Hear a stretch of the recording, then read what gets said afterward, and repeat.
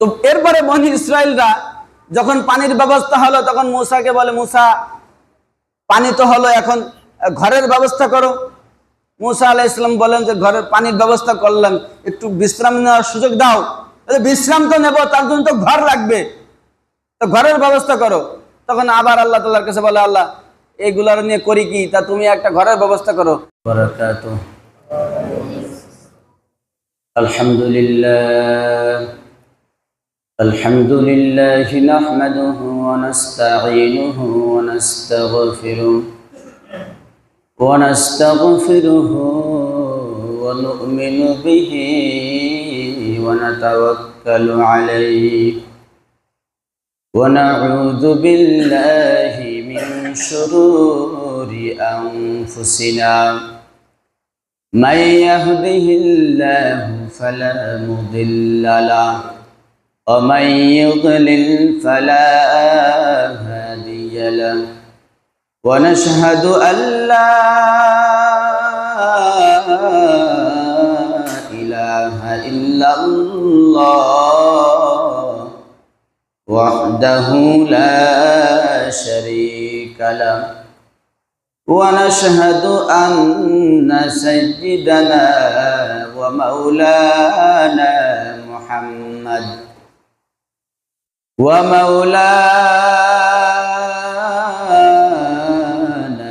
محمدا عبده ورسوله الذي أرسله الله تعالى بالحق بشيرا ونذيرا وداعيا إلى الله بإذنه وسراجا منيرا فقد قال الله تبارك وتعالى في كلامه المجيد وفي فرقانه الحميد أعوذ بالله من الشيطان الرجيم بسم الله الرحمن الرحيم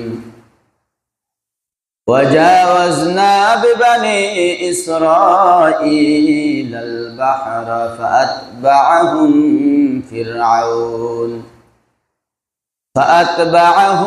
فرعون وجنوده بغيا وعدوا فقال سبحانه وتعالى أيضا ولقد آتينا موسى 9 آيات بينات بني إسرائيل فقال سبحانه وتعالى في شان حبيبه إن الله وملائكته يصلون على النبي يا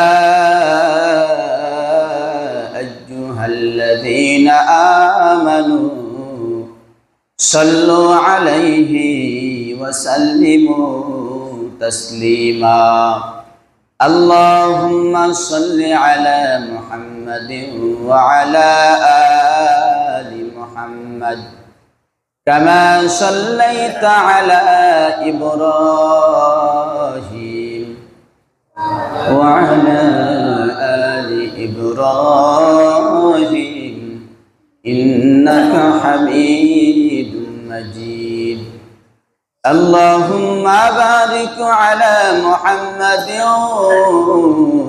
وعلى آل محمد كما باركت على إبراهيم وعلى آل إبراهيم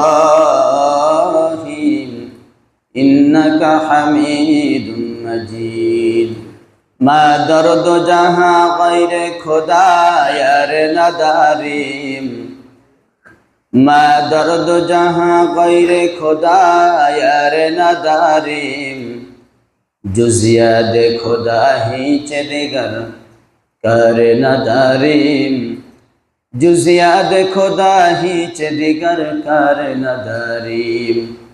एक चश्मे ज़दन गाफिल ज़ा शाह नबाशी, एक चश्मे ज़दन गाफिल ज़ा शाह नबाशी, शायद के निगाहे कुनदा गाह नबाशी, शायद के निगाहे कुनदा गाह नबाशी। सुब्हानक ला इल्म लना इल्ला मा अल्लमतना इन्नक अंतल अलीमुल हकीम। सदक़ल्लाहुल अलियुल अज़ीम व सदक़ रसूलुहुन नबियुल करीम व नहनु अला ज़ालिका लमिनश शाहिदीन वश्शाकिरीन वल्हम्दुलिल्लाहि रब्बिल आलमीन। अल्हम्दुलिल्लाह। মহান রব্বুল আলামিনের দরবারে কোটি কোটি শুকরিয়া, যেই পরম করুণাময় দয়ালু দাতা আল্লাহ তাআলা আমাদের প্রতি দয়া করে, অনুগ্রহ করে, ভালোবেসে আল্লাহ তাআলা আমাদেরকে আল্লাহ তাআলার মহান হুকুম জুমার নামাজ আদায় করার জন্য মহল্লার মসজিদে আমাদেরকে আগে আগে উপস্থিত হওয়ার তৌফিক দান করেছেন। এই জন্য সেই প্রভুর দরবারে শুকরিয়া জ্ঞাপন করি। সবাই অন্তরের অন্তঃস্থল থেকে বলি আলহামদুলিল্লাহ। আল্লাহ পাক রব্বুল আলামিন আমাদেরকে যে এইখানে এনেছেন, আমরা যে আসতে পারলাম, আল্লাহ তাআলার গুরুত্বপূর্ণ একটা হুকুম, সেটা আদায় করার জন্য আমরা আগে আগে আসতে পারলাম। এইটাই আল্লাহ তাআলার পক্ষ থেকে অনেক বড় নিয়ামত। কারণ হলো আল্লাহ তাআলার বিধান পালন করা, আল্লাহ তাআলার হুকুম মেনে চলা আর নেক কাজ করার তৌফিক হওয়া, এটা আল্লাহ তাআলার পক্ষ থেকে বিশেষ একটা নিয়ামত। যে ব্যাপারে আল্লাহ রাসূল সাল্লাল্লাহু আলাইহি ওয়াসাল্লাম বলেন, আল্লাহ তাআলা যদি কোনো ব্যক্তির কল্যাণ চান তবে তাকেই নেক কাজ করার সুযোগ দান করেন। সুবহানাল্লাহ। কাজে কাজে নেক কাজ করার সুযোগ পাওয়া, এর দ্বারা বুঝে নিতে হবে যে আল্লাহ তাআলা আমাদের প্রতি আমাদের কল্যাণ চান, আমাদের মঙ্গল চান। আমাদের প্রতি আল্লাহ তাআলার পক্ষ থেকে বিশেষ এক নিয়ামত আল্লাহ তাআলা আমাদেরকে দিয়েছেন, বিশেষ কুদরতি দৃষ্টি দিয়েছেন। সেজন্যই আমরা এই নেক কাজ করার সুযোগ পাইলাম, তৌফিক পাইলাম। আসলে এমন অনেক সময় হয় যে মানুষ ইচ্ছা করে একরকম, কিন্তু সেই ইচ্ছা পরিপূর্ণ করতে পারে না, বাস্তবে রূপ দিতে পারে না। কারণ হলো ইচ্ছা যদিও সে করেছিল, আল্লাহ তাআলা তাকে সেই কাজটা করার তৌফিক দেয় নাই। এই দেয় নাই বিধায় সে ওই কাজটা করতে পারে নাই। আল্লাহ পাক রব্বুল আলামিন মানুষকে করার তৌফিক ক্ষমতা দেয় নাই, তবে মানুষকে ইচ্ছা শক্তি দিয়েছে, যে মানুষ ইচ্ছা করলে ভালো কাজ করার ইচ্ছা করবে, আবার ইচ্ছা করলে খারাপ কাজ করার ইচ্ছা করবে। সে যে কোনোটা ইচ্ছা করতে পারে, তবে সেটা করার ক্ষমতা আল্লাহ তাআলার হাতে আল্লাহ তাআলা রেখে দিয়েছেন। অনেক সময় অনেক মানুষ অনেক খারাপ ইচ্ছা নিয়ত করে যে আমি এই খারাপ কাজটা করব, যে কোনো ধরনের খারাপ কাজ হতে পারে। তো তারপরেও দেখা যাচ্ছে কি যে সেটা সে বাস্তবে রূপ দিতে পারে না, সে সেই কাজে সফল হয় না। বুঝতে হবে যে নিয়ত করেছিল খারাপ কাজের ঠিকই, কিন্তু আল্লাহ তাআলা তাকে তৌফিক দেয় নাই বিধায় সে করতে পারে না। ঠিক তেমনিভাবে অনেক সময় মানুষ ভালো কাজ করার নিয়ত করে, কিন্তু আল্লাহ তাআলা তৌফিক না দিলে সেই ভালো কাজটা করা সম্ভব হয় না। তো যখন ভালো কাজ করা সম্ভব হয়, তখন বুঝে নিতে হবে যে আল্লাহ তাআলা অবশ্যই আমাদের মঙ্গল চান, তাই তো আমাদেরকে ভালো কাজ করার মতো সুযোগ দিয়েছেন। আমরা আলোচনা করতেছিলাম মুসা আলাইহিস সালাতু ওয়াস সালাম এর জীবনী থেকে নিয়ে। মুসা আলাইহিস সালাতু ওয়াস সালাম এর সবথেকে চরম শত্রু, চরম দুশমন, ইসলামের সবথেকে বড় শত্রুদের মধ্যে আল্লাহর এবং আল্লাহর রসুলদের যতগুলো দুশমন আল্লাহ তাআলা দুনিয়াতে দিয়েছিলেন, তাদের মধ্যে যারা দুনিয়ায় ছিল তাদের মধ্যে অন্যতম একজন শত্রু হলো ফেরাউন। আর তার সাথে ছিল হামান, তার মন্ত্রী। ফেরাউনের প্রধান যে মন্ত্রী ছিল সেই মন্ত্রী ছিল হামান, প্রধান উপদেষ্টা যেটাকে বলা হয়। তো যাই হোক, আল্লাহ তাআলা এই ফেরাউনকে নদীতে, নীল নদে অর্থাৎ সাগরে ডুবিয়ে দিলেন। এরপরে ডুবায়ে পানি খাওয়ায়ে তার থেকে তার রূহটা বের করে নিলেন। কিন্তু এই ফেরাউনের শরীরটা নষ্ট করলেন না। কেন? আল্লাহ তাআলা বলেন যে তোমাকে আমি দুনিয়ার মানুষের জন্য নিদর্শন হিসেবে রেখে দিব। এই ঘটনা শুধু ঘটনা না, এই ঘটনা অনেকেই জানেন, কিন্তু বুঝার আছে। দুনিয়ার মানুষের জন্য নিদর্শন, একটা আলামত হিসেবে রেখে দিয়েছে, যাতে করে দুনিয়ার মানুষ এইটা বুঝতে পারে যে আমি অর্থ সম্পদে যতই সম্পদশালী হই না কেন, আমি দুনিয়াবি শক্তিতে যতই শক্তিশালী হই না কেন, আমি দুনিয়ার পাওয়ারে যতই পাওয়ারফুল হই না কেন, রাজনৈতিক দিক দিয়ে যতই আমার ক্ষমতা থাকুক না কেন, আমার থেকে অনেক বড় পাওয়ারফুল নেতা, অনেক বেশি শক্তিশালী নেতা, অনেক ক্ষমতাবান নেতা, অনেক সম্পদশালী নেতা, তাকে আল্লাহ তাআলা পানিতে ডুবাই মারছে, আবার দেখানোর জন্য, বোঝানোর জন্য এখন পর্যন্ত দৃষ্টান্ত হিসেবে রেখে দিয়েছে। তো তাকে যদি আল্লাহ নবীর সাথে দুশমনি করার কারণে, দ্বীনের সাথে, ইসলামের সাথে দুশমনি করার কারণে তাকে যদি আল্লাহ তাআলা তার সমস্ত 12 লক্ষ সৈন্য সহ নীল নদে এভাবে ডুবাই মারতে পারেন, তাহলে আমরা তো তার কাছে একেবারে পিপিলিকার সমানও না। এখনকার দুনিয়ায় যারা নিজেদেরকে সুপার পাওয়ার বলে দাবি করে, এখনকার দুনিয়ায়, সেই দুনিয়ার সময় যারা ছিল পাওয়ারফুল, তাদের সামনে এরা শুধু তাদের ঘোড়ার ধলিকণার সমান হতে পারে, তার থেকে বেশি কিছু না। তা তাদেরকে যদি আল্লাহ তাআলা এইভাবে, ফেরাউনকে পানিতে ডুবাই মারলেন, কারুনকে জমিনের মধ্যে দাবিয়ে মারলেন, নমরুদকে অপমানের সাথে জুতা দিয়ে পিটিয়ে মারলেন, সেই আল্লাহ বর্তমান বিশ্বে যারা ইসলামের সাথে দুশমনি করে তাদেরকে তার থেকেও আরো চরম অপমান করে মারার ক্ষমতা সেই আল্লাহ রাখেন। সুতরাং আল্লাহ তাআলা তাদের জন্য এই দৃষ্টান্ত হিসেবে রেখে দিছে যে তোমরা যারা নিজেদের বাহু বলে, তোমরা যারা নিজেদের সম্পদের বলে, তোমরা যারা নিজেদের রাজনৈতিক শক্তির বলে ইসলামের দুশমনি করবা, তোমরা দেখে নাও তোমাদের থেকে বড় পাওয়ারফুল লোক ছিল, সে পানিতে ডুবে মারা গেছে। তুমি দেখে নাও তোমার থেকে অনেক শক্তিশালী নেতা ছিল, যাকে আল্লাহ সারা দুনিয়ার রাজত্ব দান করেছিলেন, নমরুদ, সেই নমরুদকে জুতা দিয়ে পিটিয়ে অপমানের সাথে মারছেন। তোমরা দেখে নাও দুনিয়ার মধ্যে সম্পদশালী সব থেকে বেশি কারুন, এই কারুনকে জমিনের মধ্যে দাবায়ে মারছেন।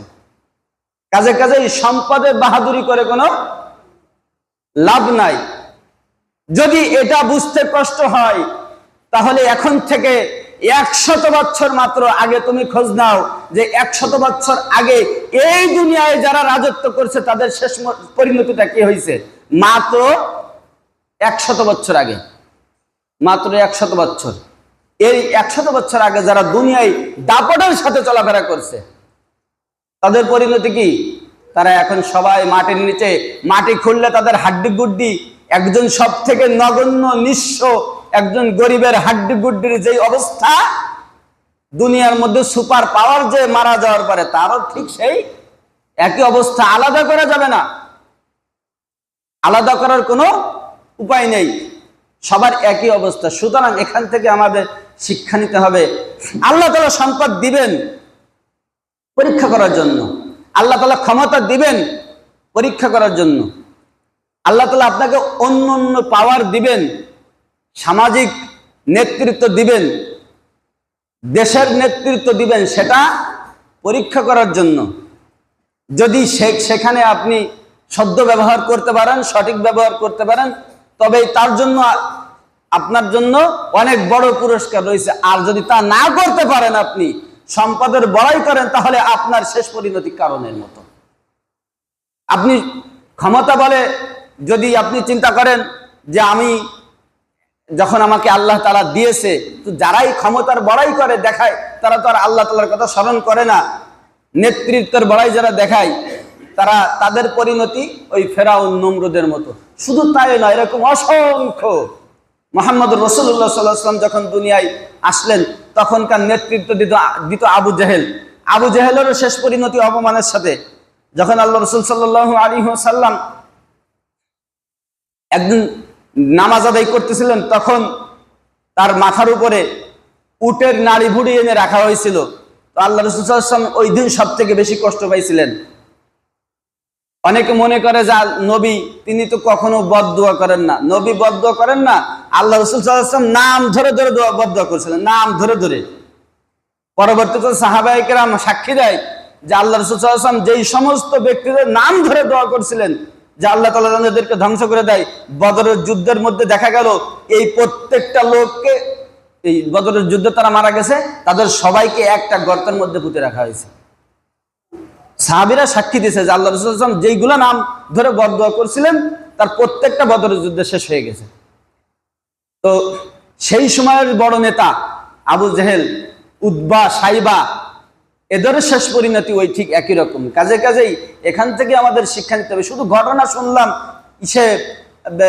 9 নম্বর সূরায় ওখানে দৃষ্টিনন্দন মাদ্রাসায় গিয়েছিলাম, ওখানে আমাদের সংসদ সদস্য প্রার্থীকে বর্তমানে গাজী নজরুল ইসলাম, উনি এই একটা কথা বলছিলেন, আমি খুব মনোযোগ দিয়ে শুনছিলাম। উনি বলতেছিলেন যে বর্তমান মানুষ মাহফিল শোনে, ওয়াজ শোনে, গল্পগুজব ঘটনা শোনে, কিন্তু এই ঘটনা আসলে কি জন্য এইটা নিয়ে চিন্তা ফিকির করে না যে আসলে এটা কেন। এই ফেরাউনের ঘটনা সবাই জানি না, আমরা সবাই, বেশিরভাগ মানুষ আমরা জানি, কিন্তু আল্লাহ তাআলা এটা কোরআনের মধ্যে বর্ণনা দেওয়ার কি দরকার ছিল? শুধু আমাদের কান সুখের জন্য না, এখান থেকে অনেক কিছু শিখার আছে, জানার আছে, বুঝার আছে। তো এরপরে ফেরাউনের কবল থেকে মুসার জাতি, মুসার উম্মতেরা, পয়গম্বর মুসা আলাইহিস সালাতু ওয়াস সালামের উম্মতেরা যখন পরিত্রাণ পেয়ে মুক্তি নিয়ে, দেখেন আল্লাহ তাআলার কি কারিশমা, দেখেন আল্লাহ তাআলার কি হিকমত, দেখেন আল্লাহ তাআলার কি মুজিজা। দেখেন যেই নদীতে ফেরাউনকে তার সকল সৈন্য দিয়ে একসাথে করে ডুবাই মারলেন, সেই নদী দিয়ে কিছুক্ষণ মাত্র আগে আল্লাহ তাআলা ফেরাউন, মুসা এবং তার জাতিকে পার করে দিলেন। কথা বোঝা যায় না? তো একেবারে চাক্ষুষ প্রমাণ, মানে কিছুক্ষণ মাত্র আগে, মানে ওরা মাত্র নদীর ওই পারে গিয়ে উঠছে, আর এর সাথে সাথেই ফেরাউন 12 লক্ষ সৈন্য নিয়ে নীল নদে নামছে। তো তারা উঠে গেছে, এর সমস্ত সৈন্য নীল নদে নেমে গেছে। পানি, আল্লাহ তাআলা পানিকে নির্দেশ দিলেন যে পানি তুমি সাবেক বহাল আগের মতো হয়ে যাও। পানি দুই পাশ থেকে এইভাবে চাপ দিল, সমস্ত মানুষ 12 লক্ষ সৈন্য ফেরাউন সহ পানির নিচে। এই কিছুক্ষণ মাত্র আগে যেই পানি এভাবে ছিল, এখন সেই পানি মিশে গেল। এর থেকে কি প্রমাণ হয় না? এরপরে আর কোনো সন্দেহ থাকার কথা না যে মুসা নবী, কিন্তু বনি ইসরাইল একটা তেরা জাতি, এরপরেও মানতে চায় না। নদী পার হয়ে গেছে, পার হওয়ার পরে এখন বলে যে মুসা, তাই এখন তুমি করো, আমরা তো সবাই ক্ষুধার্ত, তৃষ্ণার্ত, তা তুমি আমাদের একটু পানি পান করার ব্যবস্থা করো। মুসা আলাইহিস সালাম বললেন যে এই মাত্র না আসলাম, একটু বিশ্রাম নাও, একটু দেরি করো, একটু ধৈর্য ধরো। তো তারা বনি ইসরাইল বলে ধৈর্য ধরবো পরে, আগে তুমি পানির ব্যবস্থা করো, আগে পানির ব্যবস্থা করো, এরপর আমরা ধৈর্য ধরবো। তখন মুসা আলাইহিস সালাম আল্লাহর কাছে বললেন যে আল্লাহ, এগুলা নিয়ে আমি এখন কি করি, তুমি তাড়াতাড়ি পানির একটা ব্যবস্থা করো। তো তার জাতিকে বলতেছে তাহলে ঠিক আছে, মোটামুটি 1-2টা টিউবওয়েল দিলে তো হয়। বলে যে না, তুমি জানো না যে আমরা 12টা গ্রুপ, আমরা একজনটা আর একজনকে টিউবওয়েলের পানি খাই না, ওই আমাদের সমাজেও তো আছে।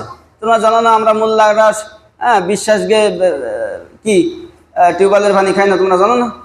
আরে ইয়ে তো সহজ ব্যাপার, এর থেকেও আরো কঠিন ব্যাপার। মসজিদ নিয়ে ভাগাভাগি হয়, মোল্লারা বিশ্বাসকে মসজিদে নামাজ পড়বে না, কি একটা আজব ব্যাপার। এই সব কিছু বাংলাদেশে সম্ভব। হ্যাঁ, যাই হোক, তো তাই এইগুলো বনি ইসরাইলের কি বলে বংশধর, সরাসরি রক্তের সম্পর্ক নাই, কিন্তু অন্য কোনো কানেকশন আছে, তা না হলে এগুলো করে কেন? বুঝতেছেন না? এই যারা এগুলা করে এদের মধ্যে বনি ইসরাইলের কিছু কি আছে, আলামত আছে, যেই কারণে তারা এগুলা করে। এরপরে তখন আল্লাহ তাআলার কাছে বললেন, আল্লাহ এখন আমি কি করব? আল্লাহ রাব্বুল আলামিন বলেন যে আমি ফেরাউনকে পানিতে ডুবিয়ে মারতে পারলাম, যে আমি সেই নদীর থেকে তোমার 6 লক্ষ বনি ইসরায়েলকে পার করে দিতে পারলাম, সেই আমি কি তোমাকে পানি খাওয়ানোর ব্যবস্থা করতে পারবো না? তোমার ব্যাগের মধ্যে যে একটা পাথর আছে, এই পাথরটা তুমি বের করো। পাথরটা বের করার পরে এই পাথরে একটা বাড়ি মারো। মুসা পয়গম্বর আল্লাহ তাআলার নির্দেশ অনুযায়ী উনার ব্যাগের মধ্যে একটা পাথর ছিল, এই পাথরটা বের করে মানুষের মাথা যতটুকু, ঠিক এতটুকু একটা পাথর, মানুষের মাথা যতটুকু না, এই এতটুকু ছোট্ট একটা পাথর বের করলেন, বের করে বাড়ি মারলেন, 12টা ছিদ্র হয়ে 12 জায়গা দিয়ে পানি বের হওয়া শুরু করে দিল। এই পাথর থেকে 40 বছর একাধারে এই বনি ইসরাইল ওই পাথরের পানি পান করেছেন। কয় বছর? 40 বছর। এতটুকু একটা পাথর, তার মধ্যে থেকে পানি বের হয়েছে। যখন পানির প্রয়োজন হতো মুসা আলাইহিস সালাম ব্যাগ থেকে বের করে দিয়ে একটা বাড়ি মারতেন, 12 জায়গা দিয়ে 12টা রাস্তা দিয়ে পানি বের হতো।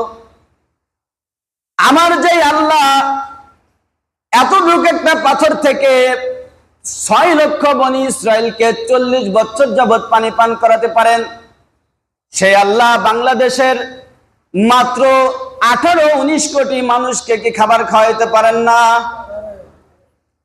কিন্তু প্রসঙ্গক্রমে বলতে হয়, আবার রাজনৈতিক দিকে চলে না যায়।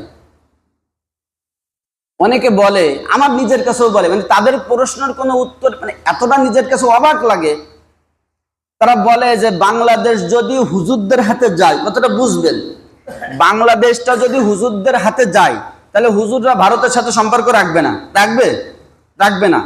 ইংরেজদের সাথে সম্পর্ক রাখবে না। অর্থাৎ অন-ইসলামিক যতগুলো দেশ আছে তারা সাহায্যকারী দেশ হোক, তারপরে তাদের সাথে এরা সম্পর্ক রাখবে কি? এরা তো কারোর কাছে মাথা মতো করবে না। তাইলে অর্থনৈতিক সমস্যা শুরু হয়ে যাবে, খাবারের সমস্যা শুরু হয়ে যাবে। এটা কিন্তু যুক্তি। আরে এটা যদি হয় তাহলে আল্লাহ তাআলা যে এতটুকু মাথার থেকে 12 লক্ষ মানুষ, 6 লক্ষ বনি ইসরায়েলকে 40 বছর পানি পান করাইতে পারেন, তাহলে এই 18-19 কোটি লোককে এত 56,000 বর্গ কিলোমিটারের বর্গ মাইলের বাংলাদেশ থেকে আল্লাহ খাবার খাওয়াইতে পারেন না? আমার থেকে ভালো একেবারে চরম সাক্ষী আপনারা। এখন থেকে 30-35 বছর আগে আপনাদের এইদিকে ধানের চাষাবাদ হয় না, তো আমাদের ওইদিকে তো হয়। সেইখানে 1 বিঘা জমিতে আগে 20 বছর 30 বছর আগে যেই পরিমাণ ধান হতো, ফসল হতো, এখন তার 20 গুণ ফসল হয়। হ্যাঁ, 20 গুণ ফসল হয়। যারা ধান কাটতে যায় আমাদের ওই অঞ্চলে, খোঁজ নিয়ে দেখেন, 20 গুণ ফসল হয়। একই জায়গা আগে যেই পরিমাণ হতো এখন থেকে 20-30 গুণ বেশি হয়। কিভাবে হয়? কোথার থেকে হয়? দেখেন, বাস্তবতা দেখেন। এখন থেকে এখানে যারা আপনারা বসবাস করেন, প্রবীণ মানুষ আছে, যারা একটু সিনিয়র বয়স্ক, তারা এখন হিসাব করেন যে এই গাবুরা ইউনিয়নের এই পাশামারি গ্রামে এখন থেকে 30 বছর আগে কয়টা গরু কুরবানি হতো, আর এখনকার পাশামারিতে 2022 সালের পাশামারিতে কয়টা গরু কুরবানি হয়? আগের তুলনায় বেশি না কম? বহুত বেশি না? তাহলে আগের থেকে মানুষ বাড়ছে না কমছে? মানুষ বাড়ছে। যখন শেখ মুজিব দেশ স্বাধীন করে তখন বাংলাদেশে ছিল 7.5 কোটি। শেখ মুজিবের কথা বলতেছে মানে উনি ভাষণ টাষণ দিছিল, লোকজন ছিল, এই জন্য। আসলে তো সে স্বাধীন করে না, সে তো জেলে বন্দী ছিল। কি বলেন? যাই হোক, তো তখন বাংলাদেশে 7 কোটি ছিল মানুষ, আর এখন কয় গুণ? তার 3 গুণ। তো আগের সেই সময় মানুষ যেই পরিমাণ খাবারের প্রয়োজন ছিল, ঘাটতি ছিল, এখন তার থেকে ঘাটতি কম না বেশি? কম। আপনারা আমার থেকে ভালো জানেন, কারণ আমার বয়সের তুলনায় আমার জানার কথা না, কিন্তু আপনাদের জানার কথা। কারণ আমি আমার নিজের আব্বার কাছ থেকে শুনেছি, আমার নিজের বাবা উনি বলেন যে একটা সময় এমন হয়েছিল লবণের কেজি 40 টাকা। তার মানে লবণ 40 টাকা মানে টাকা বেশি, বিষয়টা এটা বোঝাতেছে না, লবণ নাই, লবণ মোট নাই, এরকম একটা অবস্থা একটা সময় গেছে। মানুষ, আমি আমার মুরব্বীদের কাছ থেকে শুনেছি, তারা এই যে নদীতে নদীতে বলছি বিলে, বিলে নাইল আছে যে শাপলা, তার থেকে যে ঢ্যাব হয়, এই ঢ্যাবকে বেশি পরিমাণ বড় করে তারপর ওখান থেকে কেটে ওটা শুকায়ে ওই ঢ্যাব দিয়ে ভাত রান্না করত। হ্যাঁ, তারপরে কি করত, ভাতের মাড় অর্থাৎ ফ্যান খেয়ে থাকতো। তারপরে কি করত, এই যে লাল আটা ছিল, লাল আটা দিয়ে কোনো মতে পানি দিয়ে মিশাই লবণ দিয়ে, আপনাদের ভাষায় কি বলে জানি না, ওই এক প্রকারের খাবার তৈরি করতো। আসলে ওইটা কোনো খাবারের তালিকাভুক্ত কোনো খাবার না, এখন একটা খাবার তৈরি করার দরকার, তাই করতো আর কি। কোনো মতে লবণ দিয়ে বানিয়েছিটা একটু দলা দলা করে ওই খাইতো মানুষ। তেঁতুল আর হলো এই যে রাস্তাঘাটের যে কচু পাওয়া যায়, এইগুলা খেয়ে দিন পার করতো। এখন কি তাই করা লাগে? একটা সময় ছিল খেজুর, রমজান মাসে খেজুর দিয়ে ইফতার করা, এটা স্বপ্ন ছিল মানুষের। এখন তো যে একদম সব থেকে নিঃস্ব, যে একজন বিধবা মহিলা যার কোনো আয়ের ব্যবস্থা নেই, সেও রমজান মাসে খেজুর দিয়ে ইফতার করে। এখন একটা ঘটনা মনে পড়ে যায়, একজন ভিক্ষুক এখন তো বর্তমানে ভিক্ষুকও পান্তা ভাত খায় না, এরকম একটা সময় বর্তমান। তা এরপরে যুক্তি দেখায় যে হুজুরদের হাতে যদি ক্ষমতা যায় তাহলে বাংলাদেশের অর্থনৈতিক সমস্যা শুরু হয়ে যাবে। আরে তাই যদি হতো, আমাদের থেকে খুব বেশি দূরে না আফগানিস্তান, 34 বছর একটা দেশ, পুরো বিশ্ব একদিকে আর এই দেশ একদিকে, সারা পৃথিবীর মুখে দাঁড়িয়ে এই দেশটা যুদ্ধ করছে তালেবানরা। সারা পৃথিবী একদিকে, এরা আর একদিকে, সারা পৃথিবীকে একদিকে রেখে যুদ্ধ করেছে এই দেশটা। 34 বছর একাধারে যুদ্ধ চলছে। বাংলাদেশে মাত্র 9 মাস যুদ্ধ হওয়ার পরে বাংলাদেশে কচু আর তেঁতুল ছাড়া কিছু ছিল না, সব শেষ হয়ে গেছিল। আর 34 বছর যদি যুদ্ধ হয়, সেই দেশে মাটিও থাকার কথা না। মাত্র 3 থেকে 4 বছরে সেই দেশ পৃথিবীর বুকে ঘুরে দাঁড়াইছে, মাত্র 3 থেকে 4 বছর। এটা সরাসরি আল্লাহ তাআলার রহমত বরকত ছাড়া আর কিছুই না। সেখানে পরিপূর্ণভাবে আল্লাহ তাআলার বিধান চালু আছে। আমি ভিডিও ফুটেজে আমি দেখতেছি, ওখানকার যিনি প্রেসিডেন্ট, সরাসরি উমর রাদিয়াল্লাহু তাআলা আনহুর খেলাফতকে তারা অনুসরণ করছে।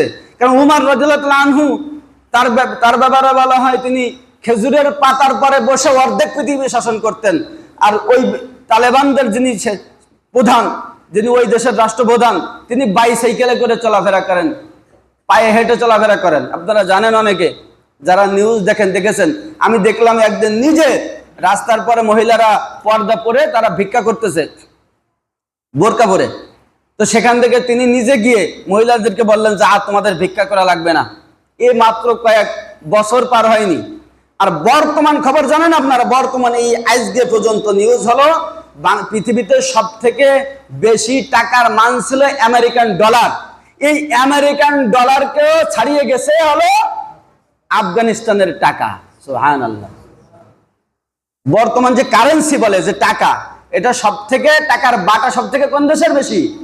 আফগানিস্তানের বেশি। মাত্র কয়েক বছরে সারা পৃথিবীকে তাক লাগাই দিয়েছে। এটা মানুষের শক্তির কারণে না, এটা ওই অন্য অন্য দেশের সাথে সম্পর্ক রাখার কারণে না, এটা ওই যেখান থেকে সবকিছু হয় সেখানে সম্পর্ক রাখার কারণে এটা হয়েছে। তো বলতেছিলাম, এই যুক্তিতে যারা বিশ্বাসী যে হুজুরদের কাছে ক্ষমতা দিলে, আরে মিয়া, হুজুরদের কাছে ক্ষমতা দিলেই তো দেশে শান্তি আসবে। আবার আরেক গ্রুপ বলে, লজ্জা, শুনতেও লজ্জা লাগে, আরেক গ্রুপ বলে যদি কোন রকমে বাংলাদেশের ক্ষমতায় হুজুররা আসে তাইলে বাংলাদেশ এক হাতওয়ালা বাঙালি হয়ে যাবে। কেন? চুরি করলে হাত কেটে দিবে। আচ্ছা, আপনাদের কাছে আমি বলি, বলেন তো, এই চুরি করলে হাত কেটে দিবে এ জাতীয় নিয়ম কি পৃথিবীর 2-4টা দেশে আছে না? আছে কি? সব দেশ বাদ দিলে আমরা কমপক্ষে জানি যে সৌদি আরবে আছে না? সৌদি আরবের মানুষ কি এক হাতওয়ালা সৌদি আরব? হ্যাঁ, এরকম যারা এই দেশ থেকে গেছে, যারা ভিডিও ফুটেজ দেখেন, নিউজ দেখেন, কারোর কি এক হাত দেখেন আপনারা? হ্যাঁ, বুঝতেছেন না কথা? কারোর কি এক হাত না 2 হাতও তাদের? তাহলে সেই দেশে এই আইন চালু থাকার কারণে সেই দেশের মানুষ এক হাতওয়ালা হচ্ছে না, তো বাংলাদেশের মানুষ এক হাতওয়ালা হয়ে যাবে কেন? বিষয়টা হলে এটা এক প্রকারের ধোঁকাবাজি, মানুষকে বিভ্রান্ত করার একটা কৌশল। কারণ হলো এ জাতীয় কথা যারা বুঝায়, যদি বাংলাদেশের ক্ষমতায় ইসলাম আসে তাহলে সব থেকে বেশি ক্ষতিগ্রস্ত তারা হবে। কেন হবে? তারা আর চুরি করতে পারবে না। আমার এক মামা পরিচয় হয়, তিনি চেয়ারম্যান ছিলেন, তো এখন আর চেয়ারম্যান নাই। ওনার কাছে আমি একদিন অসুস্থ থাকার কারণে গেলাম, খুলনা শেখপাড়াতে থাকে, গেলাম, যাওয়ার পরে সাক্ষাৎ করতেছি, তো বলতেছে বাজান আমার ওই এলাকায় যাওয়ার মতো কোনো আর পরিবেশ নেই। কেন? তো উনি অনেক বড় একটা গালি দিয়ে বলতেছে যে এইগুলার কারণে আমি ওইখানে যাইতে পারি না, কারণ আমি এগুলার পেট ভরাইতে পারি না। উনি আবার বলতেছে, কারণ আপনারা জানেন কিনা জানি না, আমাদের মেম্বার সাহেব ভালো মতো জানে যে প্রত্যেক নাগরিকের জন্য সরকার থেকে বিভিন্ন ধরনের বিভিন্ন পাস আছে, খাবার, হ্যাঁ, বিভিন্ন বাজেট আছে। যেমন যদি একজন মহিলা প্রেগন্যান্ট হয় তখন 36 মাস পর্যন্ত তার জন্য আলাদা একটা বাজেট আছে। যতদূর জানি হয়তো 20-30 হাজার টাকার মতো 3 দফায় তারা পায়। আপনাদের এখানে কোনো মহিলা পায়? পায়, আলহামদুলিল্লাহ। তাহলে এখানে মোটামুটি একটা, আমাদের মেম্বার তো যেহেতু উনি একটু শক্ত মানুষ আছে, ওই সব বিষয়ে অভিজ্ঞতা আছে, আর আমি যতদূর জানি দুর্নীতি উনি করে না, কাজেই করে কি করে না সেটা উনি জানে, তবে আমি যতদূর জানি উনি দুর্নীতি করে না। তো সেই কারণে এখানের কিছু মানুষ হয়তো চোখে দেখতেছে, কিন্তু আমি আমার এলাকার কথা বলি, এ জাতীয় মানে এগুলো সবগুলো ওগুলো মানুষের স্বপ্ন, অনেকে জানেই না। এভাবে করে বিভিন্ন সময়ে বিভিন্নভাবে বিভিন্ন বোনাস সাধারণ মানুষের জন্য আসে, ওগুলা ওই যে নেতা তার আশপাশে যারা থাকে এইগুলা ইন্দ্রা নিজেরা প্রেগনেন্ট হয়ে যায়, তখন ইন্দ্রা নিজেরা প্রেগনেন্ট হয়ে ওগুলা নিজেদের নামে বরাদ্দ নিয়ে নেয়। হ্যাঁ, আর ওই ইউনিয়নের যে মানুষগুলো আছে, মহিলারা, প্রেগনেন্ট মহিলা, এদের পর্যন্ত আর যায় না। এরকম ভাবে অনেক। তো যখন নাকি দেশে ইসলাম ক্ষমতা আসবে তখন এই জাতীয় চুরি, এই জাতীয় ডাকাতি আর হবে না। এই জন্য ওরা চায় না, ওরা কখনো চাইবে না যে দেশে ইসলাম ক্ষমতায় আসুক। তো বলতেছিলাম যে যেই রব্বুল আলামিন বনি ইসরাইলকে মাত্র এতটুক একটা পাথর থেকে 40 বছর পর্যন্ত পানি পান করালেন, সেই আল্লাহ এখনো আছেন। সেই আল্লাহ চাইলে এই বাংলাদেশে এমন খাবারের খাজানা তৈরি করে দিতে পারেন যেই খাবার আগামী 200-500 বছর বাংলাদেশের মানুষকে শেষ করতে পারে না। এরকম করতে পারেন কিনা? পারেন। কাজেই আল্লাহ তাআলার বিধানের মধ্যেই সবকিছু, আল্লাহ তাআলার সন্তুষ্টির মধ্যেই সবকিছু। এই দুনিয়ার মানুষ তারা কিছুই করতে পারবে না। 90 দশকের আগে পর্যন্ত পৃথিবীর সুপার পাওয়ার ছিল রাশিয়া পৃথিবীর থেকে প্রায় সাইড হয়ে গেছে। পরে সুপার পাওয়ার হয়েছে আমেরিকা। যদি 2-4টা দেশ ইসলামী হুকুমত প্রতিষ্ঠা হয়ে যায়, আমার বিশ্বাস আল্লাহ তাআলা মেহেরবানি করলে ওই সুপার পাওয়ার ওটা জিরো পাওয়ার হয়ে যাবে ইনশাআল্লাহ। কি বলেন? যদি বাংলাদেশ সহ এভাবে কয়েকটা দেশ যদি ইসলামী হুকুমত প্রতিষ্ঠিত হয়ে যায় তাহলে ওগুলো সুপার পাওয়ার থাকতে পারবে না, ওগুলো জিরো পাওয়ার হয়ে যাবে।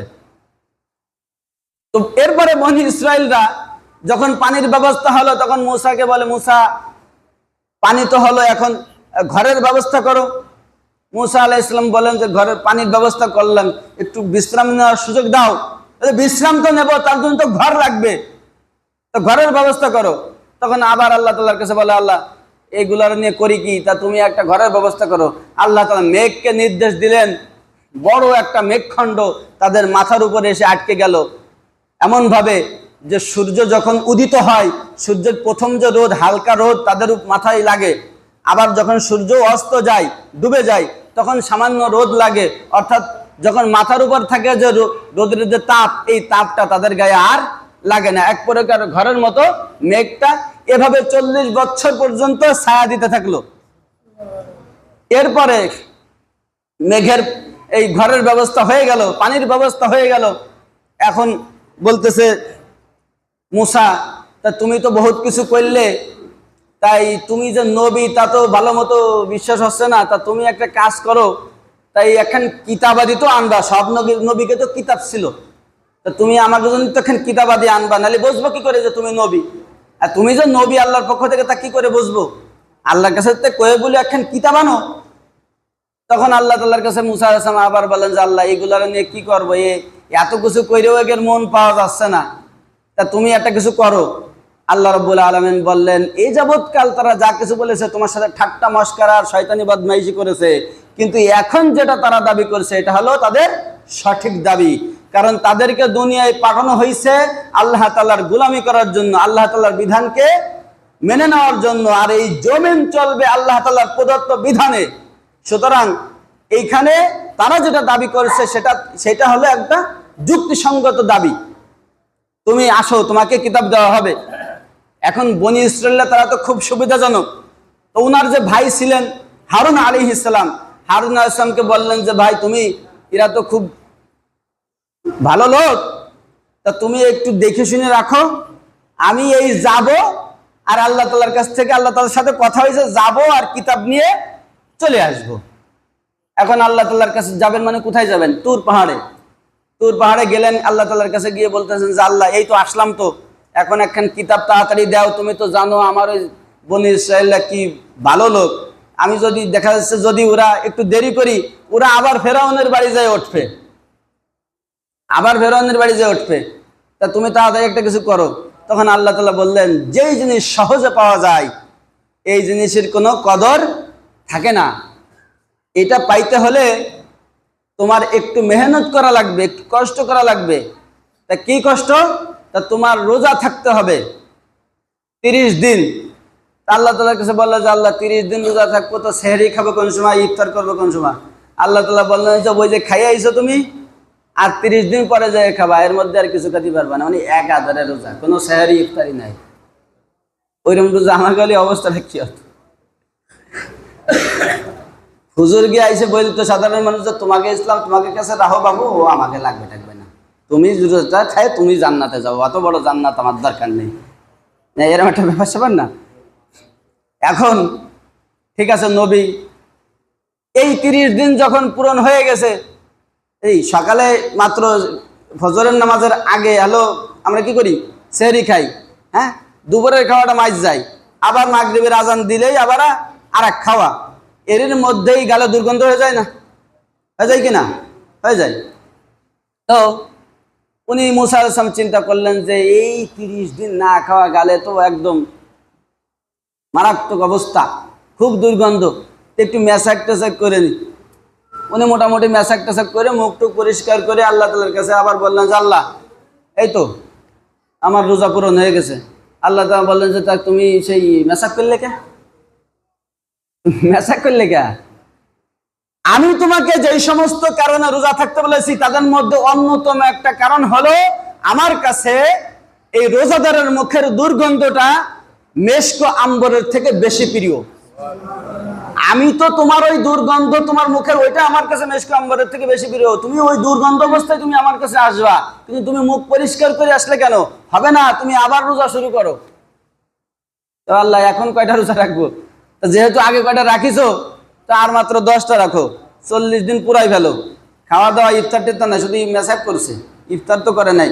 আরো 10 দিন। যখন 10 দিন পূরণ হয়ে গেল, হয়ে যাওয়ার পরে এখন আল্লাহ তাআলার কাছে গেলেন, আল্লাহ তাআলা কিতাব দিয়ে দিলেন। এই কিতাব নিয়ে মুসা আলাইহিস সালাতু ওয়াস সালাম উম্মতের কাছে, বনি ইসরাইলদের কাছে ফিরে আসলেন।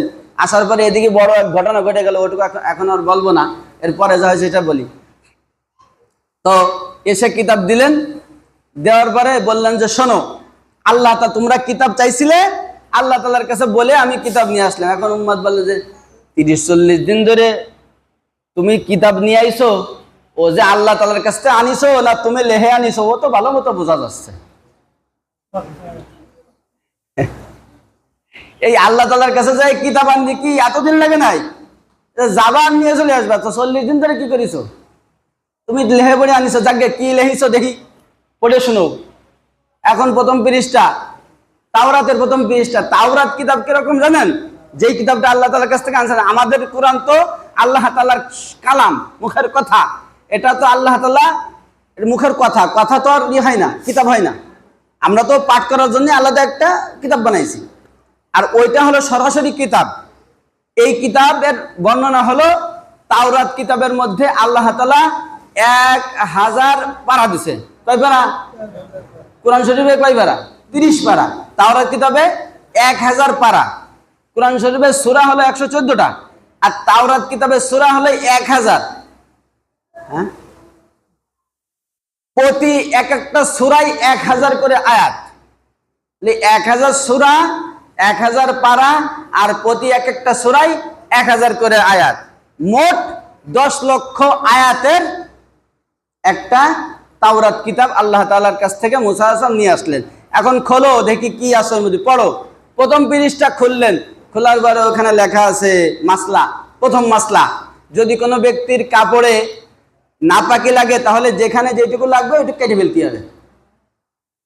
এখন ওরা তো আরো আমাদের থেকে বেশি যুক্তিবাদী। ওরা বলছে এই একটা কথা হলো, এমনি কাপড় চোপড় নাই, এরপরে যদি নাপাকি হওয়ার পরে কাপড় কেটে ফেলতে হয় তো 2 দিন পরে তো উলঙ্গ হয়ে থাকতে হবে, তারপরে ফরমানিটা কি? এরপরে কি আছে তাই দেখো, হবে না। তা কি আছে এরপরে দেখে যে শরীরের কোনো জায়গায় যদি নাপাকি লাগে যেটুকু লাগবে সেটুকু কেটে ফেলতে হবে। গাঁজাখড়ি কথা কনে ভাইছে, আমাকে সাথে ফাজলামি করবা মানবো, তাই তাই এত বড়? ঠিক আছে দেখি এর কি পরে কি আছে, তাই হলো ইয়ে হবে না। তা কি আছে এরপরে? এরপরে আছে যদি কোনো ব্যক্তি কোনো কবিরা গুনাহ করে তাহলে ওর গলা কেটে ফেলতে হবে, তার মানে ওরা মারার করে ফেলতে হবে। কাছে মুসা এ আসছে না তো, তুমি আমাকে, আমরা তোমার সাথে একটু উল্টা পাল্টা করি বিধাই তুমি নিজের ইচ্ছা মতো যা মনে চাইতে লেহে এনে আমাকে উপরে সবাই দেবা, এ তো হবে না। চলো তাহলে আল্লাহ কি কইছে দেই, চলো আল্লাহর কাছে তো শুনে আসি। তাই যদি তুমি শুনতে পারো তাহলে আমরা বিশ্বাস করবো, তা না হলে আমরা মানি না। ঠিক আছে, তা 12 কম থেকে, প্রত্যেক কম থেকে 6 12 72, 6 জন করে, উনটা 2 ভাই আর প্রত্যেক কম থেকে 6 জন করে, কারণ উনটাও তো এক কমের। এভাবে করে মোট 72 জন আল্লাহ তাআলার কাছে গেছে ওই তুর পাহাড়ে। ওইখানে যাওয়ার পরে হ্যাঁ, ওইখানে যাওয়ার পরে আল্লাহ তাআলাও তো জানেন যে এরা কতটা সোজা লোক।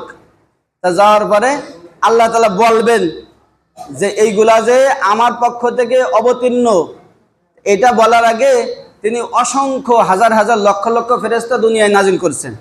নাজিল করে ফেরেশতাদেরকে বলছে এরা তো খুব সোজা লোক, তো তোমরা ওই জি জি জি জি একটা আওয়াজ করবা যাতে করে দুনিয়ার অন্য কোনো আওয়াজ এখানে না আসে।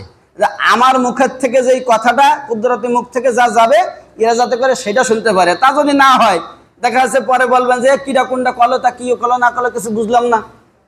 এদিকে গরুর ডাক, ছাগলের ডাক, মোরগের ডাক, মুরগির ডাক, কি হলো না হলো কিছু তো টের পেলাম না, কিটা কলো না কলো তাও তো বুঝলাম না। এখন তা ঠিক আছে, সেইভাবে আল্লাহ তাআলা এখন তিনি বলতেছেন কোরআনের মধ্যে আল্লাহ তাআলা বলেন, ইয়া বানি ইসরাঈল মা আতাকুমুর রাসূলু ফাখুযুহু ওয়া মা নাহাকুম আনহু ফান্তাহু। তিনি আরেক জায়গায় বললেন, ইন হুয়া ইল্লা ওয়াহয়ুন ইউহা, যে মা ইয়ানতিকু আনিল হাওয়া, মানে ওরা যেহেতু বলছে তুমি লিখে নিয়ে আইছো, তখন আল্লাহ তাআলা বললেন মা ইয়ানতিকু আনিল হাওয়া ইন হুয়া ইল্লা ওয়াহয়ুন ইউহা, এটা শুধুমাত্র, এটা অন্য কারোর কথা না, এটা শুধুমাত্র আমার পক্ষ থেকে অবতীর্ণ কিতাব। এরপরে ইয়া বানি ইসরাঈল মা আতাকুমুর রাসূল ফাখুযুহু ওয়া মা নাহাকুম আনহু ফান্তাহু, বনি ইসরাঈলরা তোমরা শোনো, তোমাদের নবী তিনি যা তোমাদেরকে আদেশ করেন সেটা ধরো, আমল করো, আর তিনি যা তোমাদের নিষেধ করেন সেটা ছেড়ে দাও। অশেষ বাড়ি চলে যাও, যাই আমল করা শুরু করে দাও। এখন ওরা বলে যে বলো তো ঠিকঠাক, কিন্তু কিডা কলো তা তো বুঝলাম না। মুসা আলাইহিস সালাম বলে তোমার আল্লাহ কলো না অন্য কোনো লোক তুমি ঠিকঠাক করে রেখেছিল, তা কি করে বুঝবো? এই সামনাসামনি না থাকে দূরিতে ওই পর্দা এলে থেকে কি করে গেল তো বুঝলাম না, একটু সামনে এসে কদি কও। মুসা আলাইহিস সালাম বলে যে তোরা তো আবার বিবাদ বাদালি। আমি একবার আল্লাহরে দেখতে চাইছিলাম, আমি আল্লাহকে দেখতে চাওয়ার কারণে আল্লাহ তাআলা নূরে তাজাল্লিতে আমি বেহুশ হয়ে গেছিলাম, আর এই পাহাড় পুড়ে সুরমা হয়ে গেছিল। জানেন তো তোর পাহাড় পুড়ে কি হয়েছিল? সুরমা হয়ে গেছিল। এখন তোমরা আবার দেখতে চাচ্ছ, এত বিবাদটা বাধা বানিয়ে দেখতেছি। তা আল্লাহ তাআলা বলে যে মুসা ওদেরকে, ওরা যা চাচ্ছে ওদের চাহিদাটা একটু পূরণ করার দরকার।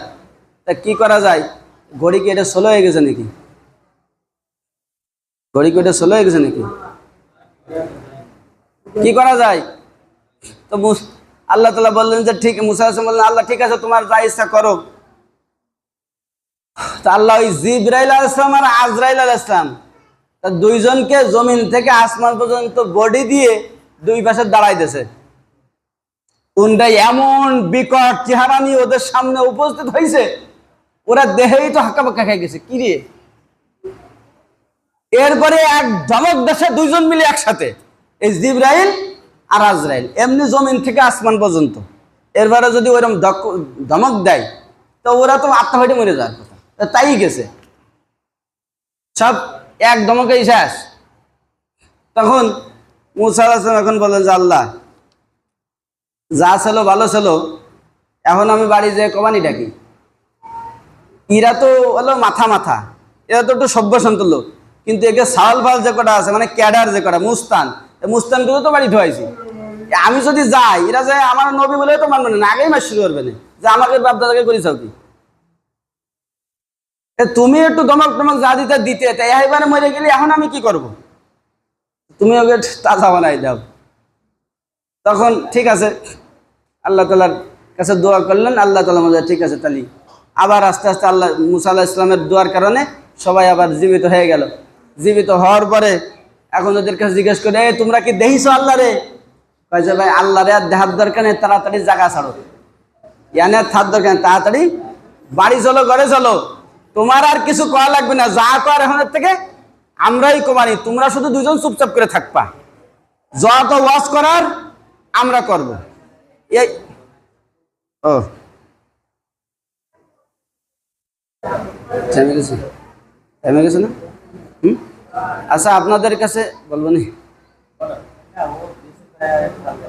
হালকা বাকি আছে, তাহলে যারা বাকি আছেন ওই যে টাকা দিতে চাচ্ছেন টাইলস বাবদ, মসজিদের গেটের টাইলস বাবদ যারা দিতে বাকি আছেন তারা দিয়ে দিয়েন। উনি বলতেছেন প্রায় সব দেওয়া হয়ে গেছে, অল্প কিছু বাকি আছে আলহামদুলিল্লাহ। তো আর বলার দরকার ছিল না, তাও একটু বললাম আর কি মহব্বতের খাতিরে। আল্লাহ পাক রব্বুল আলামিন আমরা যা কিছু শুনলাম এখান থেকে উপকৃত বিষয়গুলো শিক্ষা হিসেবে গ্রহণ করার তৌফিক দান করেন। বাকি বিষয় ইনশাআল্লাহ আগামীতে আলোচনা করব। একটা বিষয় আপনাদেরকে জানাই দিই, গত 3-4 দিন যাবৎ আমার এত বেশি খারাপ লাগছে যে আমি অনেক কি বলে নামাজি মানুষগুলোরে দেখছি ফুটবল খেলা দেখতে যাইতে, আপনারা নিজেরা সাক্ষী দেন। এ বিষয়ে আমি পরবর্তীতে আলোচনা করবো ইনশাল্লাহ। শুধু এতটুকু বলেন, ওখানে যারা যে অবস্থায় খেলাধুলা করছিল ওই অবস্থায় কি তাদেরকে দেখা জায়েজ? যারা দেখতে গেছিলেন কমপক্ষে তারা বলেন এই হাঁটুর উপরে যদি কারোর কাপড় উঠানো থাকে তাহলে দেখা জায়েজ আছে? হ্যাঁ, অন্য কোনো দলিল প্রমাণ তো লাগবে না, এই কারণেই তো হারাম। হ্যাঁ, অন্য দলিল প্রমাণ তো পরের সাবজেক্ট, এই কারণেই তো হারাম। কারণ একজন মানুষ সে ফরজ তরক করে, অর্থাৎ যে সতর খোলা রেখে দাঁড়ায় আছে, খেলাধুলা করুক না করুক, এই যতগুলো মানুষ আপনারা দেখতেছেন তারা নিজেরা গুনাহগার হচ্ছে, আপনাদেরকে গুনাহগার বানাচ্ছে। আর আপনারা যে কজন বাইরের থেকে যায় তাদেরকে দেখলেন, ও আরো বেশি তাদেরকে গুনাহগার বানালেন আর নিজেরাও বেশি গুনাহগার হলেন। আর এই খেলাধুলা করা যাবে কি যাবে না, কোন খেলা করা যাবে, কোনটা জায়েজ কোনটা জায়েজ না, হ্যাঁ জায়েজ থাকলে কতটুকু, এ বিষয়ে ইনশাল্লাহ আমি আলোচনা করব। শুধু এতটুকু বললাম, বুঝলেন? এজন্য শুধু নামাজ কালাম জিকির আজগার তসবিহ তাহলিল করলেই হবে না, কিছু কিছু কাজ আছে একটু বোঝার দরকার যে ওইগুলো করা যাবে কিনা। সব থেকে বেশি খারাপ লাগছে যারা নামাজ পড়ে 5 ওয়াক্ত, এমন কিছু লোক আমি দেখি ওখানে যাইতে। আর আপনারা জানেন এর প্রভাবটা কি হয়েছে, এর রেজাল্টটা কি তাই শোনেন। এর রেজাল্টটা কি? এই কারণে এই মাদ্রাসার ছাত্ররা তারা বোঝে না, এই একমাত্র আপনাদের কারণে। একমাত্র আপনারা এই যারা নামাজ পড়েন, এই তারা ফুটবল খেলা দেখতে গেছেন, এই কারণে এই ছেলেপেলেগুলো আমি আটকায় রাখতে পারিনি। কারণ তারা মনে করে এটা জায়েজ, এটা কিছু ভাবেই না, এরা কিছু ভাবেই না। কেন? কারণ হলো আপনারা করেন, যদি খারাপ হতো তাহলে তো আপনারা যেতেন না, আপনারা গেছেন তার মানে জায়েজ বানাই ফেলাইছেন আপনারা, আর আপনাদের কারণে এরাও গেছে। আল্লাহ পাক রব্বুল আলামিন সবাইকে সহি বুঝ দান করেন আর সমস্ত বরকত গুনাহ থেকে হেফাজত থাকার তৌফিক দান করেন। আলহামদুলিল্লাহি রাব্বিল আলামিন। যারা সুন্নাত পড়েন নাই কবর